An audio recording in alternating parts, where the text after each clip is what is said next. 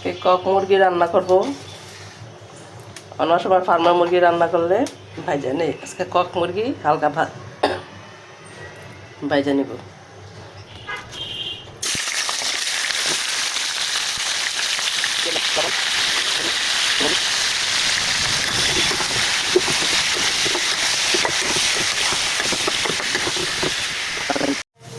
মাংস আর আলু ভাইজা নিচ্ছি,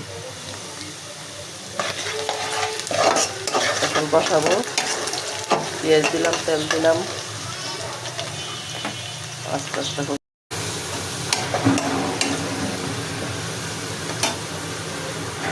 পেঁয়াজ ভাজা হয়ে গেছে, গরম মশলা দিয়ে দিলাম।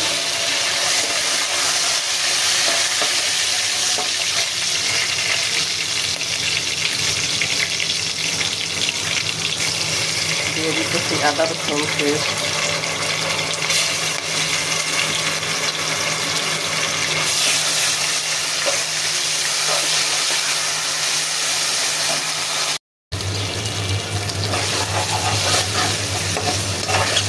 আদা রসুন কষানো ভাজাভাজি হয়ে গেছে। আর এই যে মাংস আলু ভাজছিলাম, এটা তেলটা দিয়ে দিতেছি। এই তেলটা আর এগুলা ভাজা ভাজা একটা গ্রাম আছে,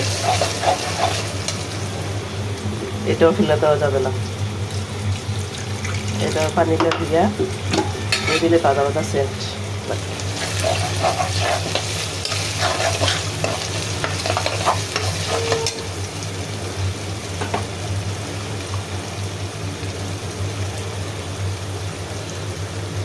হলুদ,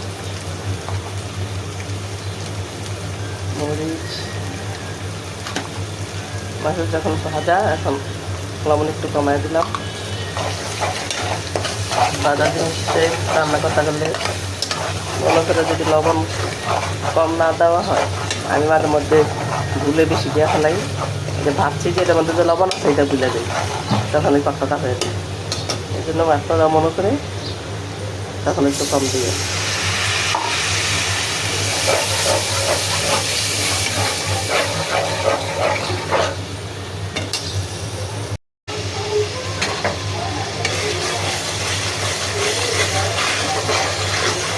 মশলা কষানো হয়ে গেছে।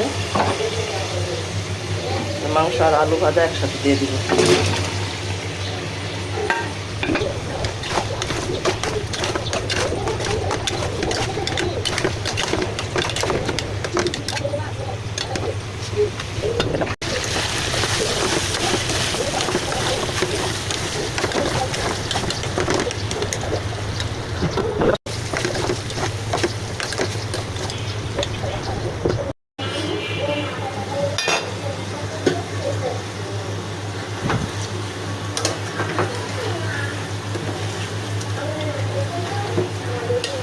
ভালো করে কষানো হয়ে গেছে। গরম পানি বসাচ্ছি, গরম পানি দিয়ে দেবো।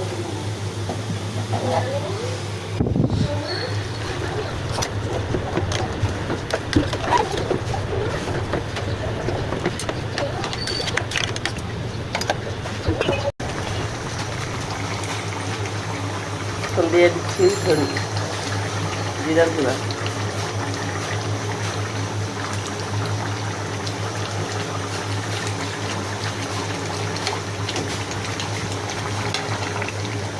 জিরার গুঁড়া মিশে গেলে আর একটু কমলে হয়ে যাবে।